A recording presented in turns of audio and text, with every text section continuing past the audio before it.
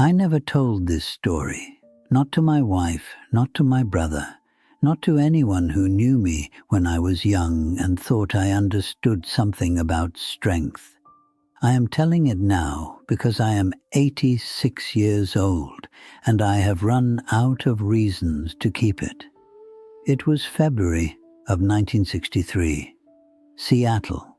I was 22 years old and I had $41 in my checking account, a used Pontiac that smelled like someone else's cigarettes, and an absolutely unshakable certainty that I was going to change the world. That certainty, that particular kind of certainty that only belongs to young men. I almost miss it. I had been teaching martial arts out of a garage on Capitol Hill, 10, sometimes 12 students. I charged almost nothing because I had not yet figured out how to ask people for money. I was just starting to understand what I was doing, what I was building, and on most mornings that felt like more than enough. It was a Thursday, early. The lake was the color of a nickel that morning, flat and dull, the kind of cold that doesn't feel cold at first, just very still. I was driving south on Rainier Avenue toward the university. I had an early class. I had not eaten breakfast. I was in my head rehearsing something I was going to say to a student about footwork. That is when I saw him.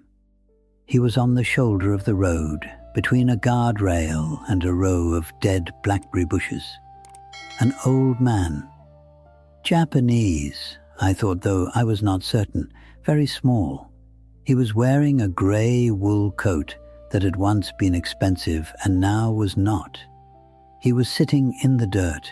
His legs were straight out in front of him, like a child sitting in the grass, except there was no grass, just cold gravel and brown leaves. I almost didn't stop. That is the part that has stayed with me for 60 years. The almost. I slowed. I kept driving. I went perhaps 100 yards past him.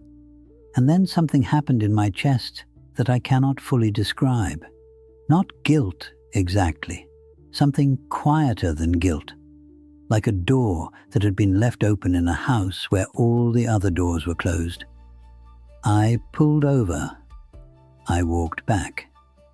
He did not look up when I approached. He was breathing, I could see that. His hands were flat on the gravel beside him, and his eyes were half open, looking at the ground 6 inches in front of his shoes. I crouched down. I said, in English, "Are you all right?" He said something in Japanese that I did not understand. Then he tried again in what I thought might be some form of Cantonese, heavily accented, very slow. I understood perhaps every 4th word. Cold, dizzy. He had been walking, his knee. He gestured at his left knee. I helped him up. He weighed almost nothing. I remember being surprised by that. I had spent years developing a feel for the weight and resistance of another body, and this man felt like lifting a bundle of coat hangers held together with wire. I got him into the front seat of the Pontiac. I turned the heat all the way up, though the heater in that car was unreliable and mostly produced a smell of warm rust. I found a diner 3 blocks away. A small place with red vinyl booths and a handwritten menu taped to the window. I brought him inside. The woman at the counter looked at us with the particular expression that people in 1963 reserved for 2 men of Asian descent eating together at 7 in the morning. But she brought coffee without being asked, and I chose not to spend any energy on her. He held the coffee cup with both hands. He did not drink it for a long time. He just held it. His name was Kenji Nakamura. He was 79 years old. He told me this slowly, checking my face to see if I was understanding. I nodded in a way that probably communicated more comprehension than I actually had. But then I looked at his hands. I cannot explain what it is to see a martial artist's hands after a lifetime of practice. Most people would see nothing: skin, knuckles, the ordinary topography of an old man's fingers. But I'd been training since I was 13 years old, and I had developed a kind of literacy for hands. And Kenji Nakamura's hands were a text I had never encountered. The knuckles were flattened and widened in a way I had only seen described in books. The base of his fingers, where they met the palm, had a density to them, and the way he held the cup, not gripped, not clutched, settled. The way you hold something when holding it has become as natural and involuntary as breathing. This man had trained for 60 years, maybe more. I said slowly, "In Cantonese, you are a martial artist?" He looked at me for the first time directly. His eyes were very dark and very steady. He said, in what I now believe was a kind of pidgin mix of Japanese and Cantonese, long ago. And then he looked back at his coffee. I wanted to ask him everything. I was 22. I thought every conversation was an opportunity to extract knowledge. I was already composing questions in my head, trying to figure out the linguistic bridge between us, trying to calculate what lineage his hands suggested, what school, what tradition. And then I noticed something in the inside pocket of his coat. He had shifted when he reached for the coffee, and the coat had opened slightly, and I could see the corner of an envelope. White, slightly damp from the cold. It had been folded once and then unfolded so many times that the crease was soft and grey, like cloth. He saw me looking at it. There was a long silence. Outside, a bus went by and the diner window trembled faintly. He reached into his pocket and took out the envelope. He set it on the table between us. He did not give it to me. He did not offer it. He simply set it down. I looked at it. There was a name on the front, a Seattle address, Northeast. The handwriting was careful and deliberate, each letter separated slightly from the next, the way people write when they are writing in a language they learned as adults. I looked at him. He looked at me. And then, in very slow, very careful English, clearer than anything he had said since I'd found him, he said, "I am bringing this." I said, "Are you walking there?" He said, "Yes." I said, "How far have you come?" He said, "Tacoma." His eyes did not move from mine. I sat with that for a moment. Tacoma was 30 miles south, on foot in February at 79 years old, with a bad knee. I said, "What is in the letter?" He shook his head once. Not rudely, just completely, and I understood that it was not my question to ask. I said, "I can drive you." He looked out the window. He looked at his coffee. He looked at the envelope on the table. Then he nodded very slightly and picked up the cup and drank. We did not talk much on the drive. I turned the radio off. The silence between us was not uncomfortable, which surprised me. I had always been at that age a man who filled silence with words, with movement, with the constant low noise of my own energy. But sitting next to this man, I felt something I could not name then, and can only barely name now.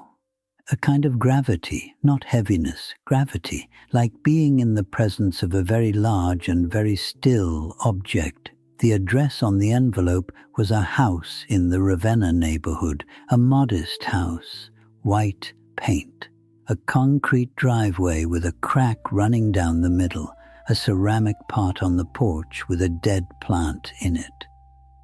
I parked, Kenji sat in the passenger seat for a moment without moving. Then he opened the door and got out, slowly, one hand on the door frame. He walked up the driveway. He rang the bell. He waited. No one came. He rang again. He waited longer. He stood there for perhaps 2 full minutes. Then he walked to the mailbox at the end of the driveway, the small metal kind mounted on a post, and he opened it and placed the envelope inside, very carefully, as if he were placing something fragile. He closed the mailbox door. He walked back to the car. He got in. He pulled the door shut. I said, "Do you know if anyone is home?" He said, "It doesn't matter." He said it in English, clearly, without hesitation. I looked at him. He was looking at the house. He said he will know I was here. I drove him to a bus station. I gave him $12, which was almost a third of what I had. He tried to refuse it. I said, "Please." He took it.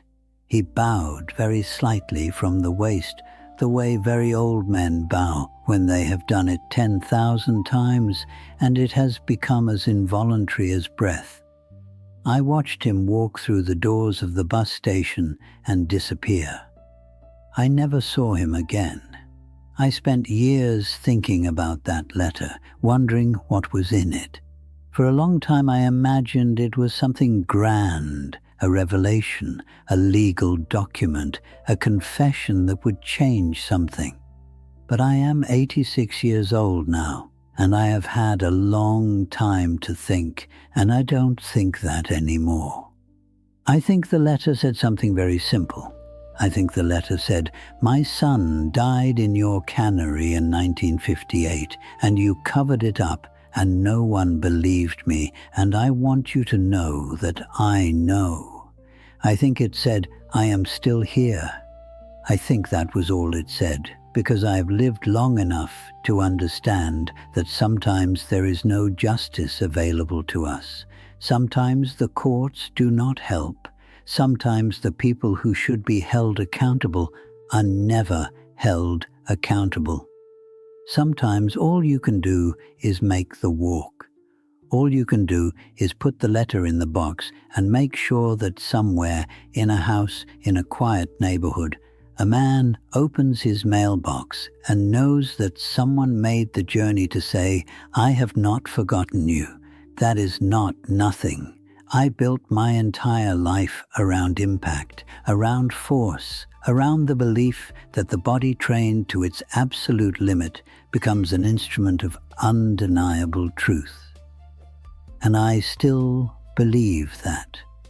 I believe it with every joint that aches when I wake up in the morning.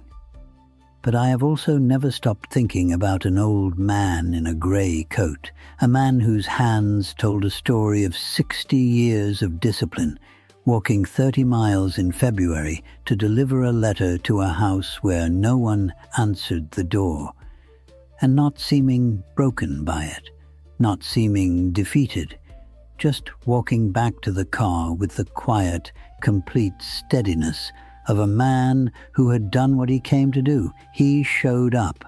That was the whole of it. He showed up. I thought mastery was about what you could do to the world. Kenji Nakamura showed me that sometimes the deepest practice is simply this. You decide that something matters. You make the journey. You arrive. You leave your mark, however small, in the one place it was meant to be left. And then you get back in the car and you go home. There is a kind of courage I could not see when I was 22. I was too busy looking for the kind I already understood, the visible kind, the kind that lands, the other kind, the kind that walks 30 miles in the cold with a letter and a bad knee and no promise that anything will change. I have only learned to recognize that kind slowly, over decades, and I am still learning. I did not change the world the way I thought I would, but I stopped the car. That morning I stopped the car. And that small thing, that one small, almost not done thing, it is among the things I am least sorry for. I hope you will stop your car too. Whatever the road is that you're driving, whatever the figure on the shoulder, whatever the almost is that lives between you and the thing you know you should do, stop. It costs you almost nothing, and it is perhaps everything